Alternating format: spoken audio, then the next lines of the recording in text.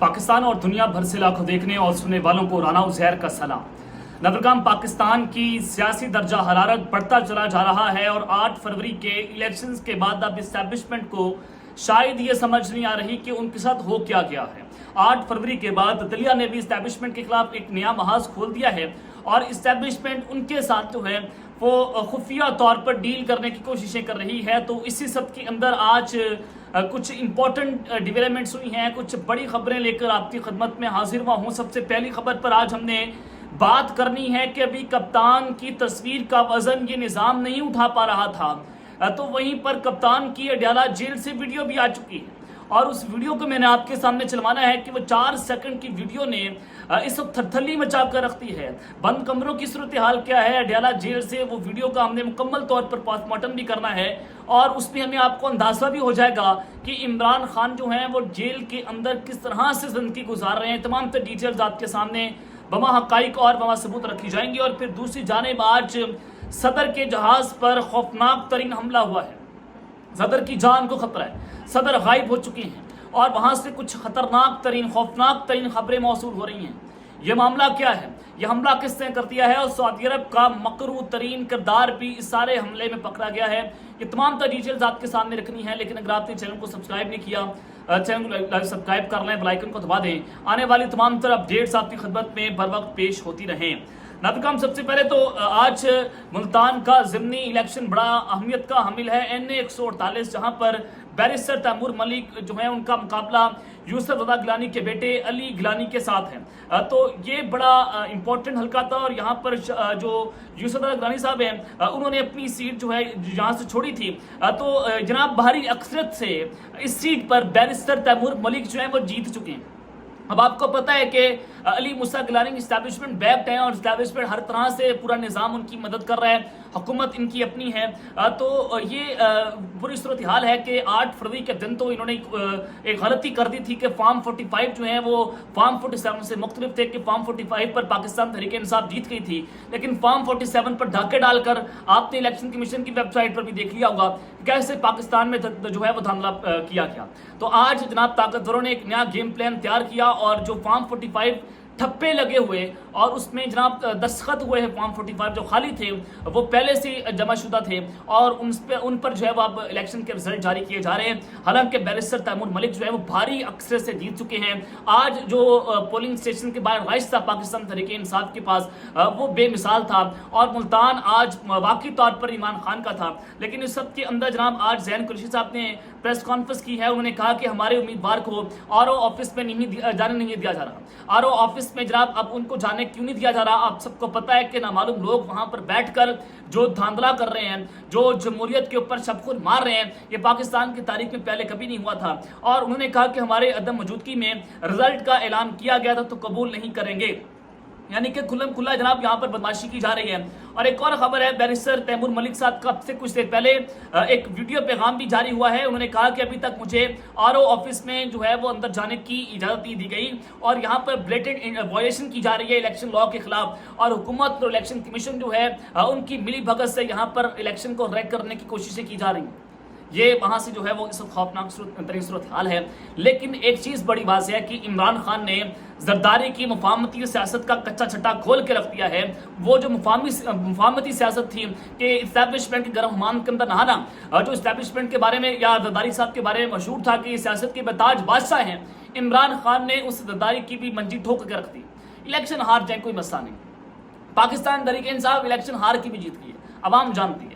अवाम ने जिसको वोट दिया वो भी आपको पता है। IMF भी ये कहने पर मजबूर है कि पाकिस्तान की अवाम ने पाकिस्तान तहरीक इंसाफ को मैंडेट दी है। स्टेट बैंक ये अपनी रिपोर्ट के अंदर लिख रहा है कि जब तक अवाम की असल ताकत वो इक़्तिदार में नहीं आएगी तो पाकिस्तान स्टेबल नहीं हो सकता। बार बार जनाब इस्टेब्लिशमेंट को बताया जा रहा है, लेकिन वो होश के नाखून नहीं ले रहे क्योंकि ये जंग जो है वो ज़ाती अना की जंग जनाब बन चुकी है और ज़ाती अना की खातिर इमरान खान को दीवार से लगाने की जो है वो जनाब कोशिशें की जा रही हैं। और फिर एक और बड़ी खबर है कि चेयरमैन सेनेट यूसुफ रज़ा गिलानी साहब उनको धमकियाँ अमेज़ पैगाम मौसूल हुआ है। उनको जनाब मोबाइल फ़ोन पर नामालूम शख्स की जानिब से धमकियाँ अमेज़ पैगाम मौसूल हुआ और ज़राए के मुताबिक यूसुफ रज़ा गिलानी के बेटे अली मूसा गिलानी की मदयत में थाना कैंट में नामालूम शख्स के खिलाफ مقدمہ بھی درج کیا گیا ہے جس میں FIR میں کہا گیا کہ پیغام نے رکن قومی اسمبلی علی موسیٰ گیلانی کے حوالے سے دھمکی دی ہے اور پیغام بھیجنے والے نمبر کی لوکیشن خانیوال سے ٹریس ہوئی ہے۔ پولیس کی طرف سے بتایا گیا کہ SP طاہر مجید کی سربراہی میں CIA انچارج سمیت پولیس اہلکاروں کی ٹیم تشکیل دے دی گئی ہے جن کی جانب سے ملزم کی فوری گرفتاری کے لیے چھاپوں کا سلسلہ بھی شروع کر دیا گیا ہے۔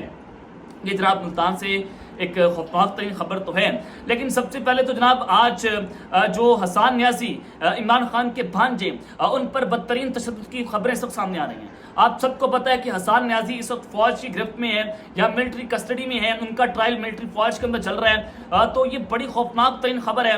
کہ حسان نیازی کے حوالے سے پہلے بھی یہ خبر چلی تھی کہ میاں عباد فاروق اور وہ بھی کیونکہ ملٹری کسٹڈی میں ہے اور حسان نیازی کو ملٹری جیل سے کہیں اور نامعلوم جگہ پر شفٹ کر دیا گیا ہے، ان کی جان کو خطرہ ہے، کیا ان کو قتل کر دیا گیا ہے؟ یہ سوال حفیظ اللہ نیازی صاحب جو حسان نیازی کے والد ہیں انہوں نے سپریم کورٹ آف پاکستان میں چیف جسٹس قاضی فائز عیسیٰ کے سامنے اٹھایا تھا۔ اب جناب ایک اور بڑی خبر ہے کہ حسان نیازی آئین کی کتاب ہاتھ میں اٹھا کر چونکہ وہ انسداد دہشت گردی کی عدالت میں پیش بھی ہوئے تھے تو اس آئین پر عمل درآمد آج تک نہیں ہو پا رہا۔ حسان نیازی پر ملٹری کسٹڈی میں بدترین تشدد کی اطلاعات سامنے آ رہی ہیں اور اس کا دعویٰ عمران خان کے وکیل نعیم حیدر پنجوتھا صاحب نے بھی کر دیا ہے کہ ان پر بدترین تشدد کیا جا رہا ہے۔ ان کے ساتھ کے جو ساتھی ہیں ان کے ہاتھ پاؤں کے ناخن جو ہیں وہ کھینچ لی گئے ہیں مبینہ طور پر، جو پاکستان تحریک انصاف اس وقت کلیم کر رہی ہے کہ ملٹری کسٹڈی میں ان پر بدترین تشدد ہو رہا ہے، میاں عباد فاروق پر بدترین تشدد ہو رہا ہے، لیکن سپریم کورٹ پاکستان جو ہے اس پر نوٹس نہیں لے رہی۔ پاکستان میں ہیومن رائٹ وائلیشنز اس کی کھلم کھلا برسیاں ہو رہی ہیں، کھلم کھلا انسانی حقوق کی دھجیاں اڑائی جا رہی ہیں، لیکن کوئی اس وقت ٹس سے مس نہیں ہو رہا۔ اور حسان نیازی کے ساتھ یہ سب کچھ کیوں ہو رہا ہے کہ انہوں نے کورٹ کمانڈر کی جو وردی ہے وہ ان کی پینٹ اٹھائی تھی، اس کو لہرایا تھا، اور چونکہ ایک تو چیز یہ تھی، دوسرا جو اہم نقطہ یہ ہے کہ ان کو عمران خان کے خلاف وعدہ معاف گواہ کے طور پر پیش کیا جانا ہے، لیکن وہ سب مان نہیں رہے اور وہ عمران خان کے بھانجے ہیں اور اس کی وجہ سے ان پر زیادہ اس وقت تشدد کیا جا رہا ہے۔ تو ان کا جیل کے اندر 25 سے 30 کلو وزن بھی اس وقت کم ہو چکا ہے، جو ان کی وکیل اس وقت جو ہے وہ اس کو کلیم کر رہی ہیں۔ تو جناب اب دوسری جانب ایرانی صدر جو ہیں ان پر آج حملہ ہوا ہے۔ ایرانی صدر کے اس حملے کے پیچھے کون ہے، میں مکمل ڈیٹیلز آپ کے سامنے رکھنے جا رہا ہوں۔ ایران کے صدر ابراہیم رئیسی جو ہیں ان کے ہیلی کاپٹر کو حادثہ پیش آنے کی اطلاع سامنے آئی ہیں۔ عالمی میڈیا رپورٹس کے مطابق ایرانی صدر کو لے جانے والے ہیلی کاپٹر مبینہ طور پر حادثے کا شکار ہوا ہے اور ریسکیو ٹیمیں جائے وقوع پر روانہ کر دی گئی۔ شدید بارش اور آندھی سمیت خراب موسمی حالات کے باوجود امدادی کارکن جائے وقوع تک پہنچنے کی کوشش کر رہے ہیں۔ ایران کے سرکاری ٹی وی نے بتایا کہ ابتدائی اطلاعات سے پتہ چلتا ہے کہ ایرانی صدر ابراہیم رئیسی کو لے جانے والے ایک ہیلی کاپٹر کو لینڈنگ کے دوران حادثے کا سامنا کرنا پڑا ہے، لیکن جناب اس وقت 3 ہیلی کاپٹر سے یہ جو میرے تک اطلاع سامنے آ رہی ہیں، جس کو انٹرنیشنل میڈیا بھی رپورٹ کر رہے ہیں کہ آذربائیجان کے دورے پر جاتے ہوئے ایرانی صدر ابراہیم رئیسی کا ہیلی کاپٹر حادثے کا شکار ہوا ہے۔ قافلے میں شامل 3 ہیلی کاپٹروں میں سے 2 ہیلی کاپٹر منزل پر پہنچ چکے ہیں اور ابھی تک ایک اپنی منزل پر نہیں پہنچا ہے۔ ہیلی کاپٹر میں سوار چند افراد سے رابطہ ہوا ہے، امید ہے کہ تمام سوار بخیریت ہوں گے، ایرانی میڈیا اس کو رپورٹ کر رہا ہے۔ تو اس کے پیچھے ایک بہت خطرناک سازش ہے۔ آپ سب کو پتہ ہے کہ ایران اور اسرائیل کی جو ٹینشن ہے کہ ایران نے اسرائیل پر حملہ کیا تھا، جس کے بعد مڈل ایسٹ کا پورا خطہ جو ہے وہ جنگ کی لپیٹ میں تھا، اور سعودی عرب کا اس میں مکروہ ترین کردار کیا ہے، سعودی عرب کیسے اس میں جو ہے اپنا خطرناک کھیل رہا ہے، اور یہی وجہ ہے کہ محمد بن سلمان پاکستان کا دورہ بھی نہیں کر رہے۔ پاکستان پر تواتر سے سعودی عرب کی جانب سے یہ جو ہے وہ جناب پریشر ڈالا جا رہا ہے کہ پاکستان اسرائیل کو تسلیم کر رہے، اور اسی وجہ سے پاکستان کے صحافی ISPR کے کمنٹیٹر احمد قریشی وہ حالیہ کچھ دنوں کے اندر اسرائیل کا دورہ بھی کر کے آئے ہیں۔ یہ وجہ کیا ہے کہ پاکستان سے ایک صحافی جو ہے اسرائیل کا دورہ کرتا ہے اور اس کو پاکستانی میڈیا نے رپورٹ نہیں کیا، یہ اندر کھاتے کیا کچھ ہو رہا ہے۔ تو آج جناب سعودی ولی عہد محمد بن سلمان نے امریکہ کے قومی سلامتی کے مشیر جیک سلیوان سے ملاقات کی ہے، جس میں دونوں ممالک کے درمیان اسٹریٹجک معاہدوں کی حتمی مسودوں کا جائزہ بھی لیا گیا ہے۔ یہ جناب بڑی اہم ترین ملاقات بھی ہے، لیکن اسی ملاقات کے بعد محمد بن سلمان جو ہے وہ اسرائیل کو تسلیم کرنے جا رہے ہیں۔